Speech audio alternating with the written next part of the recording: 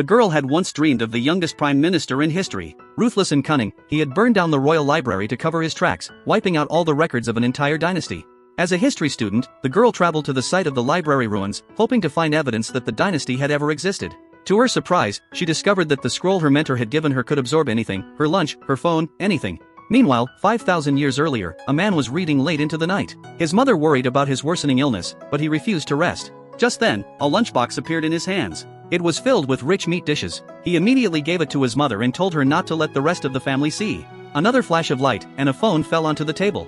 He then saw a note appear, ordering him to return the items. He fumbled with the phone and placed it on the scroll, and it vanished back to the girl.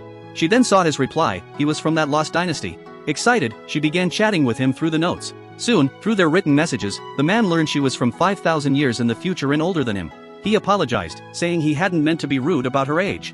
The girl told him she lived in an open-minded era and didn't mind at all. She sent him more lunchboxes and asked if he could send her some books from his dynasty, but he admitted he was too ill to move. She searched her home for remedies and sent them over with simple instructions. Though doubtful, he took them. He sent her some of his study books. The next day, she brought them to a history conference. One scholar dismissed them as unverifiable and called off her research. The girl would not accept this. If she could travel back to ancient times and stop the library from burning down, would everything in history change? Meanwhile, the man's cousin noticed the smell of meat coming from his house. His family grew suspicious. The sister-in-law claimed she knew a healer who could cure the man's illness, but needed to know what he had taken. His mother hesitated, then handed over the scroll, saying it was a gift from the gods. The cousin's family set it up in their ancestral hall.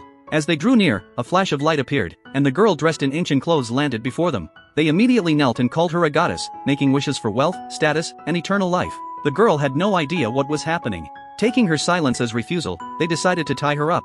She immediately pulled out her pepper spray and aimed it at their eyes. Fighting and running, she crashed straight into the man who had come looking for her.